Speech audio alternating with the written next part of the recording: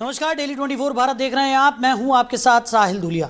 Bulletin की शुरुआत करेंगे। केंद्रीय मंत्री रामदास आठवले ने वाराणसी के सर्किट हाउस में आयोजित पत्रकार वार्ता में कांग्रेस नेता राहुल गांधी पर निशाना साधते हुए कहा कि वो संविधान की बातें तो करते हैं, लेकिन उन्हें संविधान की मूल जानकारी तक नहीं है। उन्होंने कहा कि कांग्रेस ने संविधान बदलने को लेकर नकारात्मक प्रचार किया, जिससे उसे लोकसभा चुनाव में कुछ लाभ जरूर मिला, लेकिन वो आज भी सरकार बनाने की स्थिति में नहीं है। आठवले ने कहा कि भारतीय जनता पार्टी देश की सबसे बड़ी राजनीतिक ताकत है और प्रधानमंत्री नरेंद्र मोदी का नेतृत्व किसान, गरीब, महिला और युवाओं को न्याय देने वाला है। उन्होंने कहा कि मोदी को हटाना आसान नहीं है, क्योंकि उनके पास मजबूत जन समर्थन और बहुमत है। नीट परीक्षा में कथित गड़बड़ियों पर उन्होंने कहा कि केंद्र सरकार और शिक्षा मंत्री धर्मेंद्र प्रधान गंभीरता से काम कर रहे हैं और दोषियों पर सख्त कार्रवाई की जा रही है। उन्होंने इस्तीफे की मांग को गलत बताते हुए कहा कि समाधान सजा है, इस्तीफा नहीं। ओवैसी के बुर्के वाली प्रधानमंत्री वाले बयान पर आठवले ने कहा कि ये वास्तविकता से परे है और देश की राजनीतिक परिस्थितियों में ऐसा संभव नहीं है कि केवल किसी एक समुदाय के वोट से प्रधानमंत्री चुना जाए। मुझे लगता है कि राहुल गांधी जी संविधान खाली दिखाते हैं, लेकिन संविधान की बातें नहीं बताते हैं। तो संविधान में जो बातें हैं, ये बातें बताने के लिए राहुल गांधी भूल जाते हैं और ये संविधान बदलेगी इसी तरह का नेगेटिव प्रचार करके, नेगेटिव प्रचार करके उन्होंने लोकसभा में तो अपना फायदा ले लिया। कांग्रेस पार्टी की 44 सीटों में से 99 सीटें चुनकर आई, लेकिन सरकार बनाने में मतलब कांग्रेस पार्टी आज उतनी ताकतवर नहीं है। आज भारतीय जनता पार्टी सबसे बड़ी ताकत के रूप में आज पूरे देश में खड़ी है और नरेंद्र मोदी जी का नेतृत्व सबको साथ में ले जाने वाला नेतृत्व है, देश के विकास का नेतृत्व है। किसान है, गरीब है, महिला है, युवा है, ये सबको न्याय देने वाला उनका नेतृत्व है। तो इसीलिए उनके साथ स्पर्धा करना बिल्कुल ठीक नहीं है और नरेंद्र मोदी जी को बदलना है बच्चों का खेल नहीं है। नरेंद्र मोदी जी ताकतवर है, उनके पास मेजॉरिटी है और मोदी जी को कोई हटा नहीं सकते हैं, ऐसा मेरा इसके संबंध में मानना है। वहीं बैरिया क्षेत्र में जयप्रभा सेतु के पास उत्तर प्रदेश बिहार सीमा पर बिहार पुलिस ने बड़ी कार्रवाई करते हुए कंटेनर में छिपाकर ले जाई जा रही भारी मात्रा में अंग्रेजी शराब बरामद की। चोकर की बोरियों के बीच छिपाकर शराब की खेप बिहार ले जाई जा रही थी, जिसे जांच के दौरान पकड़ लिया गया। पुलिस ने कंटेनर को जब्त कर चालक को गिरफ्तार कर लिया है, जबकि वाहन को आगे ले जाने वाले और लोडिंग में शामिल तस्कर मौके से फरार हो गए। कंटेनर में करीब 1080 पेटी शराब बरामद होने की बात सामने आई है, जिसकी कीमत लगभग 1 करोड़ रुपए से अधिक बताई जा रही है। पूछताछ में चालक ने बताया कि शराब पंजाब से लोड की गई थी और बिहार में डिलीवरी देनी थी, जबकि आगे का रास्ता तस्करों की तरफ से तय किया जा रहा था। इस बड़ी बरामदगी के बाद सीमा क्षेत्र की पुलिस व्यवस्था और तस्करी नेटवर्क को लेकर सवाल उठने लगे हैं। स्थानीय लोगों ने मामले की उच्च स्तरीय जांच की मांग की है। वहीं बहराइच के सुजौली थाना क्षेत्र में बिछिया बैरियर और मोटे बाबा के बीच बाइक सवार दंपति पर तेंदुए ने हमला कर दिया। जनार्दन अपनी पत्नी सुशीला के साथ नरेहटा से बछिया जा रहे थे, तभी झाड़ियों से निकलकर तेंदुए ने अचानक बाइक पर हमला कर दिया। हमले में दोनों घायल हो गए और जनार्दन के हाथ में गंभीर चोट आई। दंपति ने शोर मचाकर मदद की गुहार लगाई, लेकिन काफ़ी देर तक कोई सहायता नहीं मिल सकी। करीब 15 मिनट तक संघर्ष के बाद किसी तरह उन्होंने अपनी जान बचाई और मौके से निकलने में सफल रहे। घटना के बाद घायल महिला को पहले स्थानीय अस्पताल और फिर गंभीर हालत में जिला अस्पताल रेफर कर दिया गया, जहाँ उसका इलाज जारी है। मामले की जानकारी मिलते ही पुलिस जाँच में जुट गई है और इलाके में दहशत का माहौल है। वही बाइक से जा रहे थे, बाद में हमला किया है। कहाँ से कहाँ जा रहे थे आप? हम लोग नारायण टाड़ा से हम लोग आ रहे थे डिब्रुआ। क्या करने? अपने बहन से मिलने के लिए आ रही थी। फिर क्या हुआ? फिर हम लोग को रास्ता में हमला कर दिया। तो कैसे जान बची आपकी? अब हम लोग आवाज़ किया और लोग से मदद मांगे, कोई नहीं रुक रहा था। वहाँ पे आवाज़ किया मैंने, उसी समय। कितनी देर आप संघर्ष करते रहे जानवर से? कम से कम 15 मिनट। जान बचाई? वहीं बहराइच के रानीपुर थाना क्षेत्र में 32 वर्षीय बीरन का शव फंदे से लटका मिला, जिससे इलाके में सनसनी फैल गई। बताया जा रहा है कि वो पिछले 6 से 7 महीनों से गंभीर बीमारी से जूझ रहा था और लगातार चक्कर व कमजोरी की समस्या से परेशान था। परिजनों के अनुसार आर्थिक तंगी के चलते उसका सही इलाज नहीं हो पा रहा था, जिससे वो मानसिक रूप से भी परेशान चल रहा था। इसी के चलते उसने एक कदम उठा लिया। घटना की जानकारी मिलते ही पुलिस मौके पर पहुंची और शव को कब्जे में लेकर पोस्टमार्टम के लिए भेज दिया। मामले की जाँच की जा रही है। घटना के बाद परिजनों में कोहराम मचा हुआ है। उनके मौत हुई, हम घाट छोड़े चले गए है नहीं। अब खोपड़ी मान इनके खराब रहा, दवाई करावल रहे, नौचिया भी दिया करावल रहे, नहीं ठीक है। एक बाजी दवाई कराएं है नहीं, तब एक बीघा बेच कर लगा दिए, तब 6-7 साल ठीक रहा। अब फिर मैं खराब है, दवाई बहुत कराएं, नहीं ठिकान। हमसे घाट छोड़े चले आए है नहीं, और नींद खाई, चाय पी, सब कुछ की। और हम चले आए घर भर घाट छोड़े खेते में है नहीं, गन्ना खेते में घाट छोड़ते हैं। और यहाँ से गए है नहीं 8 बजे के टाइम 8:30 बजे के टाइम और देखा लटका रहा है निहर वही कहीं से और कौन चीज में लटका रहा है? नहीं यहाँ कौन चीज में लटका रहा है? छल्ला तखत काहे के लगाई ली सर फांसी? ये लोहे छल्ला ऐसे लगा काहे के लिए लगाई ली इसे? हमने साड़ी के 40 लगाई हाँ से? साड़ी कारण क्या रहा है? कान कोई नहीं हाथ में रहा और कुछ कोई वहीं बहराइच पुलिस की एसओजी टीम ने बड़ी सफलता हासिल करते हुए 17 थानों से खोए हुए और चोरी हुए 101 मोबाइल फोन बरामद किए हैं। बरामद मोबाइलों की कीमत करीब 25 लाख रुपए बताई जा रही है। टीम ने तकनीकी सर्विलांस और मैनुअल जांच के जरिए मोबाइल फोन ट्रेस किए और सभी को पुलिस लाइन में एकत्रित किया गया। इसके बाद असली मालिकों को उनके मोबाइल वापस सौंप दिए गए। फोन वापस मिलने पर लोगों में खुशी की लहर दौड़ गई और उन्होंने पुलिस टीम का आभार भी जताया। बहराइच सर्विलांस टीम इसके द्वारा CR मॉडल उसकी लगातार 101 मोबाइल बरामद किए गए और आज उनके जो मालिक थे जिनसे वो खोया था, गायब हुआ था या गिर गया था, उनको यहाँ बुलाया गया था। जिससे 49 लोग आए थे। हम लोगों ने उनको मोबाइल दी और जिससे वो काफ़ी प्रसन्न हुए और पुलिस को उन्होंने धन्यवाद दिया। और ये टोटल 101 मोबाइल विभिन्न थानों में गायब हुए हैं और इसकी कीमत 25 लाख रुपये थी। और इसमें जो सर्विलांस टीम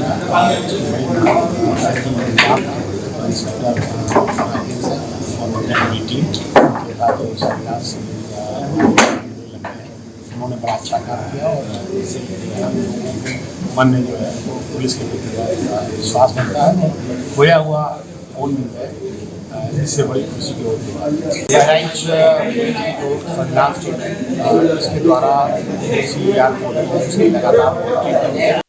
वहीं बलरामपुर के महाराजगंज तराई थाना क्षेत्र में चोरी की बड़ी वारदात का पुलिस ने खुलासा करते हुए 4 आरोपियों को गिरफ्तार किया। आरोपियों के कब्जे से चोरी किए गए सोने चांदी के जेवरात, 2 लाख रुपए नगद और वारदात में प्रयुक्त 4 पहिया वाहन भी बरामद कर लिया गया है। पुलिस के अनुसार 22 और 23 मई की रात सुदर्शन जोत गांव में सुमित सिंह के घर दीवार फांदकर चोरी की गई थी। जांच में सर्विलांस और तकनीकी साक्ष्यों की मदद से पूरे गिरोह का पर्दाफाश किया गया। पूछताछ में सामने आया कि आरोपियों ने पहले घर की रेकी कर वारदात की योजना बनाई थी। गिरफ्तार आरोपियों में 2 हिस्ट्री शीटर भी शामिल हैं। पुलिस अन्य फरार आरोपियों की तलाश में दबिश दे रही है। थाना महाराजगंज तराई के गांव सुदर्शन जोत में 23/5/2026 को वादी सुमित सिंह के द्वारा पुलिस को ये बताया गया था कि 22/23 की रात्रि में उनके घर में चोरी हो गई है। कुछ अज्ञात चोरों ने घर में घुसकर उनके कीमती जेवरात और 45,000 रुपये की चोरी कर ली है। इसका मुकदमा तत्काल थाने में पंजीकृत कराया गया और पुलिस इसकी छानबीन में लग गई। और हम लोगों ने छानबीन करके हमें ये सूचना प्राप्त हुई कि ये जो चोरी करने वाला गिरोह है वो बाहरी जनपद का है।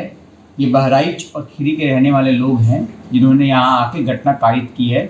और पुलिस को मुखबिर से ये सूचना प्राप्त हुई कि जो गांव में ही दाल बेचने के लिए फेरी लगाने वाला जो व्यक्ति आता है वो इसका सूत्रधार है। इस पर हम लोगों ने इस सूचना के आधार पर हम लोगों ने उन व्यक्तियों को पकड़ा। उनमें से 2 व्यक्ति पुलिस के गिरफ्त में भी आए और जिनके नाम है जावेद अंसारी और आसिफ खान। ये दोनों खीरी के रहने वाले हैं। वहीं भाजपा प्रदेश अध्यक्ष पंकज चौधरी ने 1 दिवसीय कानपुर देहात दौरे पर पार्टी पदाधिकारियों और कार्यकर्ताओं से मुलाकात की। उन्होंने जिला कार्यालय में संगठनात्मक चर्चा करते हुए 2027 विधानसभा चुनाव को लेकर कार्यकर्ताओं में जोश भरा और कहा कि राजनीति में रणनीति समय समय पर बदलती रहती है। उन्होंने दावा किया कि भाजपा 2027 में भी बड़ी जीत हासिल करेगी। देखिए, प्रदेश अध्यक्ष बनने के बाद हमने 6 क्षेत्र का पहले दौरा किया था और बीच में कुछ जिलों का पहले भी मैंने दौरा किया है। और आज उसी दौरे के क्रम में कानपुर से लेकर और झांसी तक कई जिलों का दौरा जाकर के कार्यकर्ताओं से मिलना, उनका बातचीत सुनना, उनसे साथ बैठ करके रणनीति बनाने का काम किया। देखो, भारतीय जनता पार्टी का कार्यकर्ता सदैव काम करता रहता है। 365 दिन काम करता है, चुनाव हो या चुनाव ना हो। ये सही है कि चुनाव जब आता है तो थोड़ा सा और रणनीति चेंज करनी पड़ती है। जैसा आपने कहा कि 2024 के रिजल्ट के बारे में, उस रिजल्ट में कहीं ना कहीं ये अफवाह उड़ाया गया कि संविधान बदल दिया जाएगा, संविधान संशोधित कर दिया जाएगा। 2 साल से ज्यादा दिल्ली सरकार हो गई, कहीं कोई परिवर्तन हुआ?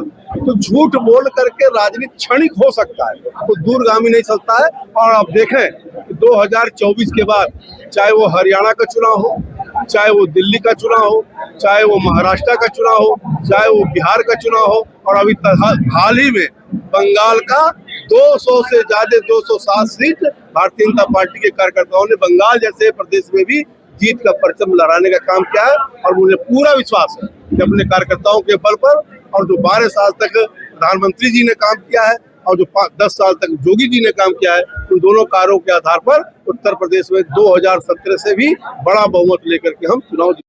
वहीं रायबरेली के गुरुबख्शगंज थाना क्षेत्र स्थित अटौरा चौकी अंतर्गत ग्राम सभा चिलौला भगोरिया में दबंगों की तरफ से 2 युवकों से मारपीट का मामला सामने आया है। बताया जा रहा है कि शिवम तिवारी और अमन शुक्ला को कुछ लोगों ने मिलकर बुरी तरह पीट दिया, जिससे दोनों गंभीर रूप से घायल हो गए। ग्रामीणों की मदद से दोनों को जिला अस्पताल पहुंचाया गया, जहां उनका इलाज चल रहा है।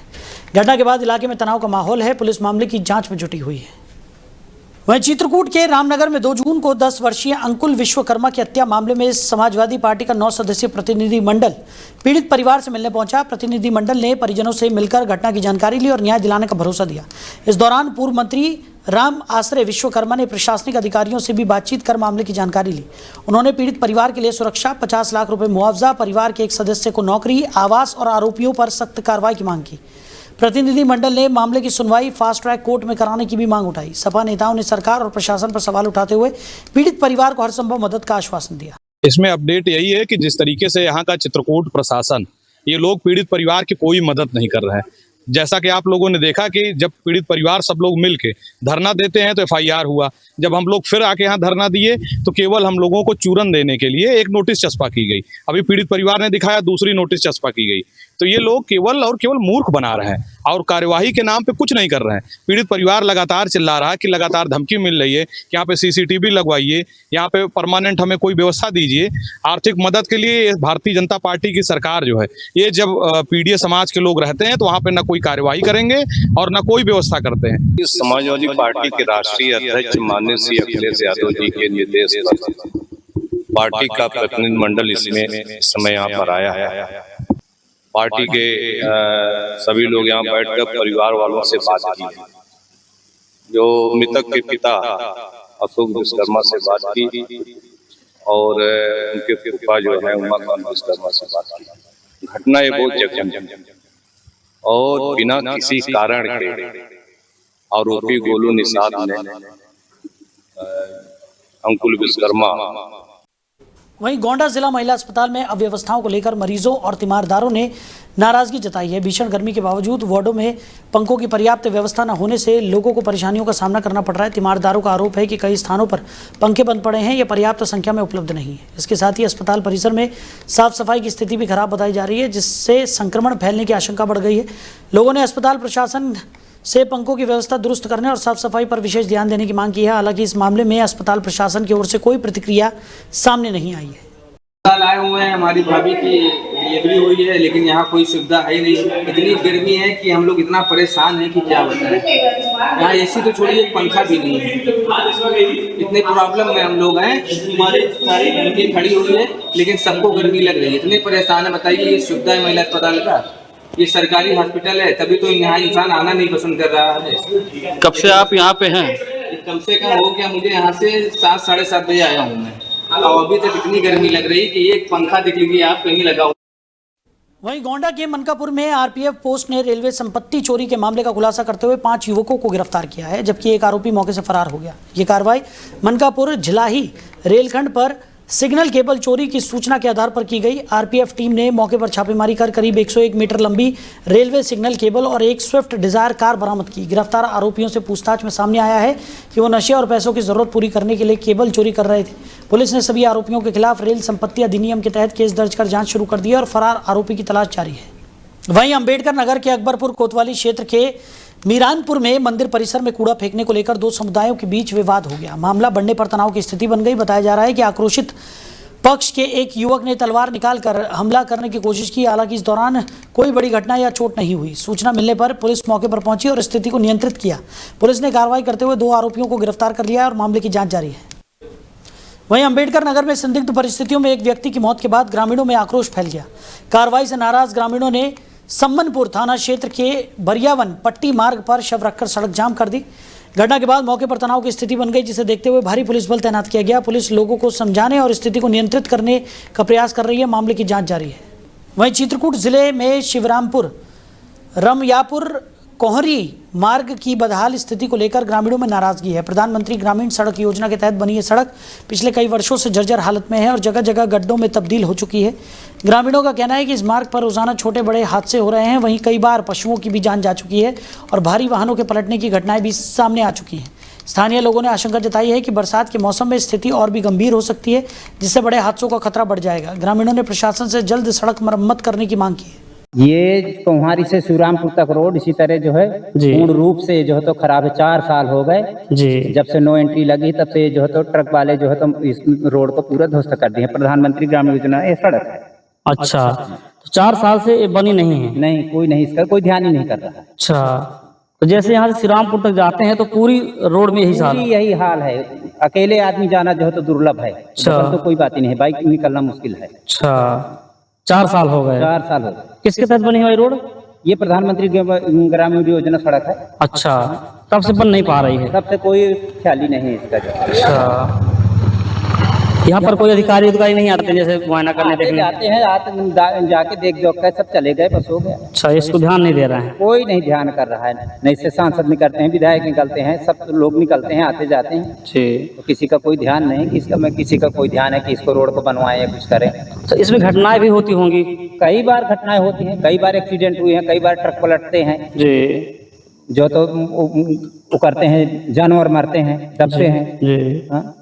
लगातार घटनाएं भी हो रही है? लगातार घटनाएं होती हैं। अच्छा, लेकिन इसमें कोई ध्यान नहीं दे रहा? कोई नहीं ध्यान। अच्छा, इस वक्त हम चित्रकूट जिले में, आपको बता दें चित्रकूट जिले के ये जो रमैयापुर और शिवरामपुर मार्ग है, देख सकते हैं आप किस प्रकार से पूरी तरह से गड्ढा युक्त हो चुका है। यहाँ पर तमाम अधिकारी नेतागण निकलते हैं, लेकिन आज तक इस रोड की तरफ किसी का ध्यान नहीं गया।